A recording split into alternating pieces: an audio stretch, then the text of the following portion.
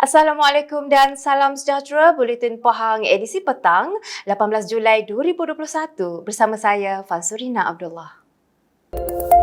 Ke bawah Duli Yang Maha Mulia Pemangku Raja Pahang, Tengku Mahkota Tengku Hasanal Ibrahim Alamshah, Ibni Al-Sultan Abdullah Ri'atuddin Al-Mustafa Billah Shah berkenan bercemaduli menyantuni rakyat di Kampung Permatang Siput di Pekan semalam.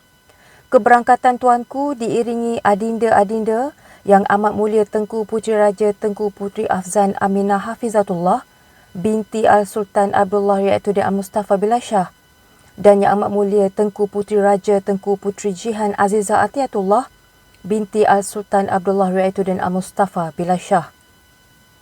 Selain bertanya khabar, ke bawah Duli Yang Maha Mulia Pemangku Raja turut mengurniakan sumbangan kepada penduduk termasuk kanak-kanak di perkampungan orang asli berkenaan. Suasana meriah dan terharu dinyatakan oleh kebanyakan orang kampung apabila keluarga diraja Pahang ini berangkat ke sana, bertemu dan bertanya khabar. Ke bawah Duli tuanku dan adinda juga dijamu buah durian yang ditanam sendiri oleh orang asli di kampung berkenaan. Seramai 25 warga emas dan orang kelainan upaya OKU telah menerima bantuan Prihatin Pahang BPP secara pandu lalu di perkarangan Pejabat Khidmat Ahli Dewan Negeri Lanchang baru-baru ini.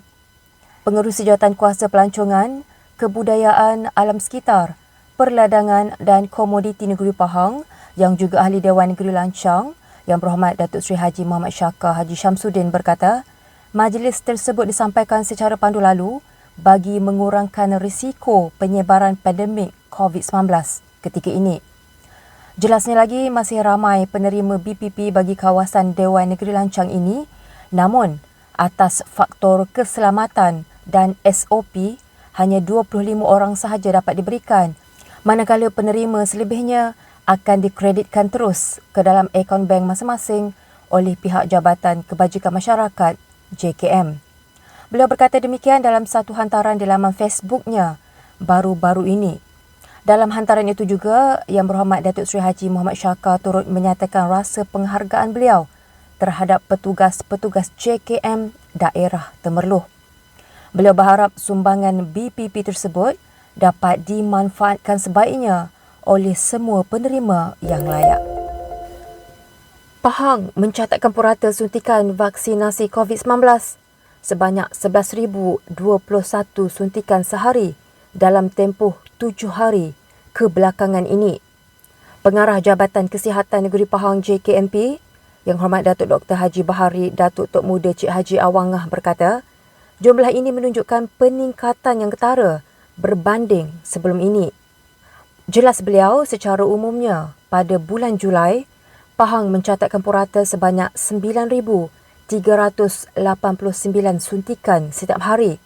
Namun jika dilihat pada 7 hari ke belakang, purata suntikan adalah sebanyak 11,021 per hari.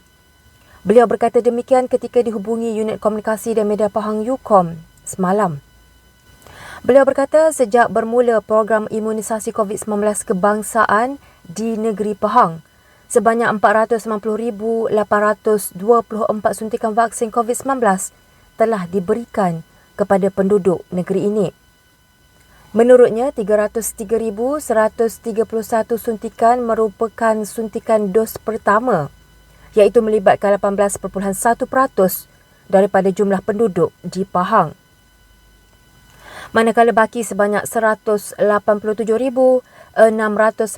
suntikan lagi merupakan suntikan dos kedua, iaitu melibatkan sebanyak 11.52% daripada jumlah penduduk.